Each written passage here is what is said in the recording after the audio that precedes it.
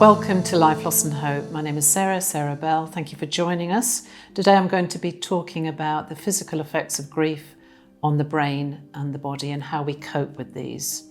Thank you for subscribing, for liking and for sharing our videos. So in this video I'm going to discuss the physical aspects of grief on the brain and the body and how we react and how we cope with them. Grief is a reaction to any form of loss, such as the death of a loved one, the loss of a job, or the end of a significant relationship. Friends, family, and society are usually very adept at recognizing the outward emotional reactions that are more visible, such as crying, intense sadness, being withdrawn, perhaps confused, forgetful, indecisive, sighing, anger, guilt, hopelessness, and helplessness. However, they don't see the inner turmoil that wreaks havoc on our body. Grief can produce many unpleasant and scary physical ailments. However, we usually tend to keep these to ourselves, partly because we don't expect such chronic symptoms, and partly out of fear that we're going to be judged or misunderstood, or simply because we just don't understand what's happening to us. It can make us feel like we're turning into a hypochondriac, perhaps weak, crazy, or a paranoid person. When supporting bereaved people, I will often directly ask them, what's going on in your body? Have you any unusual physical sensations or symptoms? In my experience, people find it a great relief to talk openly with someone they trust and share the things that are affecting their body. It seems that they feel like these things are shameful, embarrassing, or just that perhaps a form of madness is setting in with the grief. In the last few decades, researchers have been looking at the connection between the mind and the body and discovering the complexity of how our emotions have that direct impact on our physical health and well-being. And therefore, it's not surprising that grief can cause physical symptoms too. So how exactly does grief affect the brain and the body? I'm going to explore the ways in which it does affect us, the physical symptoms of grief, and then perhaps how to try and manage them. Firstly, here are three main ways that grief affects our brain. It affects, firstly, the emotional processing because it activates key areas of the brain involved in emotional regulation, such as the amygdala, which becomes hyperactive during grief. And this can intensify feelings of sadness, anxiety, and fear, making small triggers that evoke overwhelming emotions. Secondly, it affects the cognitive function. The prefrontal cortex is responsible for decision-making and rational thought, and that doesn't function optimally during grief, and it can lead to difficulties with concentration, memory, and a general feeling of that brain fog.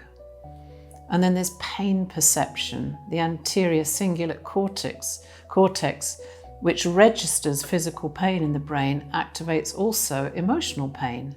So this overlap suggests that the brain interprets emotional suffering similarly to physical pain, validating the intense distress experienced during grief. So let's look at how the grief does affect our body. Grief is a form of stress, and stress has a direct effect on our body. Experiencing the loss of a loved one triggers the release of stress hormones, particularly one called cortisol. And this is why people experience, particularly initially, a fight or flight response following the news of a loss. Symptoms can also include a racing heart pain, faster breathing, and sweating. The fight or flight response usually subsides with time, but some people may continue to experience it when they hear the person's name that they've loved, or they are reminded of other things about their loss. And studies have found that in some situations, these cortisol levels can often remain elevated for weeks, months, or even years following a loss with those triggers. Unsurprisingly then, grief can cause a range of physical, emotional and behavioural symptoms. Grief is highly individualised, so no two people are going to experience the same thing, and often people have very different symptoms, such as perhaps tightness in the chest or throat, feeling like they've got a lump in their throat, difficulty swallowing, pressure in the chest, a shortness of breath, and a feeling like they're being suffocated. Some people have skin reactions. My husband had an outbreak of eczema after his wife died. Some people have headaches. One I experienced was an excessively dry mouth and an intense thirst, so much so that I wondered if I had something wrong with me, like diabetes. When I plucked up the courage to mention it to my doctor, he said it was caused by grief after they did some tests, anxiety and stress. Some people experience dizziness or nausea and body pain. Sometimes people have pain all over their body. Their muscles can ache and they have stiff joints. Often there's gastric problems such as indigestion, diarrhea, constipation, and general tummy discomfort. Usually people experience extreme fatigue, that type of crippling tiredness that's not refreshed by sleep, a deep weariness in the body. And then there's sleep disturbances, night terrors, insomnia. And even though we're exhausted, there's sometimes an inability to switch off our mind and our thoughts, which can exacerbate the fatigue and emotional distress. It's true that the stress of grief can actually make us quite sick and ill, and often people tell me that they feel like they're having a heart attack or that their heart is broken. There can be appetite changes. Perhaps you experience difficulty in eating at all, have no appetite, which can lead to weight loss or digestive issues, while others can overeat as a comforting coping mechanism. We're all different. Another thing I experienced, which was really quite scary and unexpected, was a sensation that the ground was kind of shaking under my feet. I felt that shakiness inside my body also, like I was unsafe or threatened. And I remember being in a shop with a friend and I could feel that shaking underneath my feet. And I asked her, "What's going on? Can you feel that?" She said no. So I just pretended I was imagining it. But it was real. And I guess looking back now with hindsight, my whole world had been shaken up. So it wasn't surprising that I actually felt this physical shaking. But at the time, it really added to my thoughts that I must be just losing my mind. People of all ages can experience physical symptoms of grief, and children even as young as 2 may display changes in sleep, appetite, and regression in their behaviour, such as bedwetting. So how do we cope with grief? Firstly, if you're worried about any physical symptoms, don't ignore them. Get checked out by your doctor and tell them everything. Be honest and don't be surprised, even with extensive tests, that they show that there's nothing wrong with you. That doesn't mean that you're a hypochondriac or that you've imagined it or that you're going mad. It means that you are grieving and what you are experiencing is real. And sadly, not even doctors are educated in grief and the physical effects on the body. But it can help knowing that there's nothing else wrong with you, that we can imagine that we're having a heart attack or an illness or even cancer. Sadly, there's no quick fix. But there are some things that you can do to help yourself cope better. Remember to be gentle with yourself and allow yourself extra grace, patience, and self-compassion as you carry on your grief journey. Allow yourself to feel the grief. It can bring so many feelings that are alien to us, difficult, and terribly painful. You may find yourself feeling sad, angry, irritable, worried, and afraid, for example. Because these feelings are uncharacteristic for you and are uncomfortable, we often tend to suppress them or try to avoid them. Or we can turn to alcohol or drugs even to self-medicate. But it's important to allow yourself to feel what you feel and make space for those emotions. Seeking support by finding someone to talk to, a grief group or a counsellor, that you can be fully authentic with really helps. And it may sound counterintuitive, but when you give yourself time to feel what you feel without judging yourself, you can often feel better. I have really learned we have to feel things to heal, and what we run from will eventually chase us and catch up with us. You can continue to honour your loved one or loss and find ways to think about their memory or the things that they used to do, and that can often be helpful. People often worry that their loved one will eventually be forgotten, so do find ways to remember them and celebrate their life and keep their memory alive. There's many ways to honour a loved one, and it's important that you find a way that feels right for you, because grief is personal, and what works for one may not work for another. But here's some ways that you might want to consider. You could remember and celebrate their life, their birthday, anniversaries, and keep other significant dates. Keep talking about them, keep saying their name, and even visit places of shared memories when you feel ready to.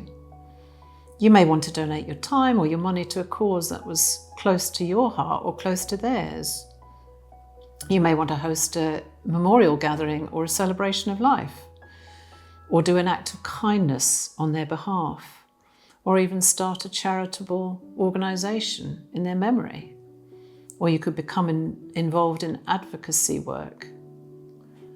Social support is an important part of coping with grief, and connecting with people who are understanding and compassionate can help you navigate this really difficult period of time. If you don't have a strong support system in place, you may want to think about joining a grief support group. And then there's self-care. Looking after yourself can get easily neglected if you're feeling depressed and in deep grief, but it's an important part of managing to cope. So even when you're going through a hard time, take care of yourself. It's common that people don't, but really it's the time when you need to the most.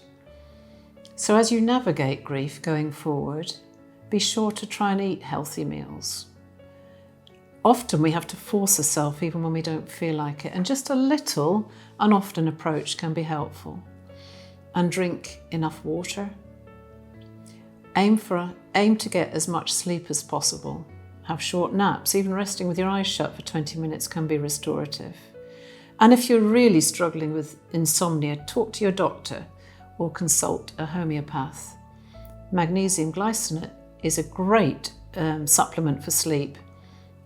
And there's also no shame in taking sleeping pills for a short time.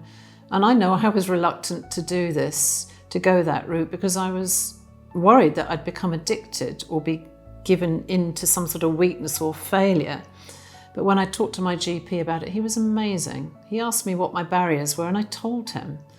And he reassured me that it was his job to manage the medication, and that getting sleep would help me regain equilibrium mentally and physically by allowing my brain to stop and my body to rest. And really, it was a lifesaver for me, just for a short few months, and it enabled me to start functioning again. Bathe yourself in nature. Even looking at gardens, trees and flowers, hills, wildlife can be really therapeutic. Try to walk, exercise, move your body in some way every day. Every little step is a step towards self-care. And look after your appearance and try to engage in some social activities at your own pace. Grief is an incredibly difficult and isolating experience that you don't have to face alone, as there's plenty of counsellors and support groups out there. Here are just a few signs that you should consider when deciding if you should seek more help with grief. If your sadness and anxiety is feeling overwhelmingly intense and persists, it could be that your physical symptoms, like the ones we've covered, keep manifesting.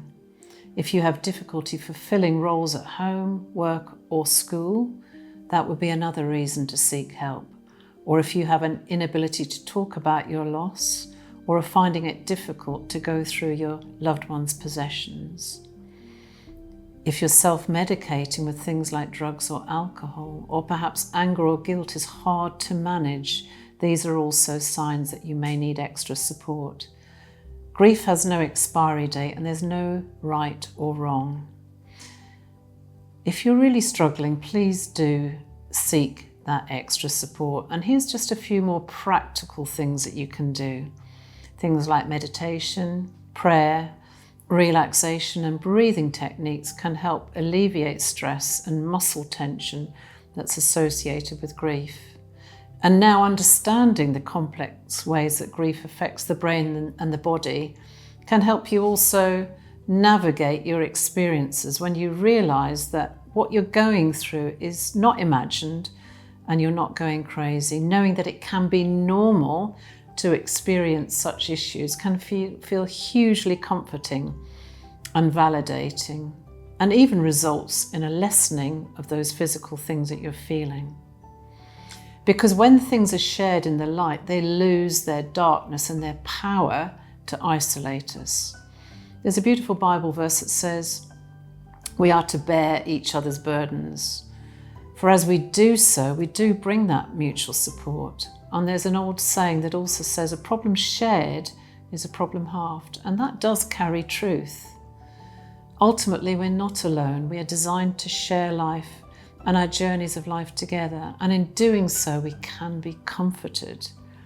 And Jesus himself says, come to me, all you who are weary and heavily burdened, and I will give you rest. Know that I will continue to hold you in my heart and prayers, and also remember that you're not alone. Thanks for listening.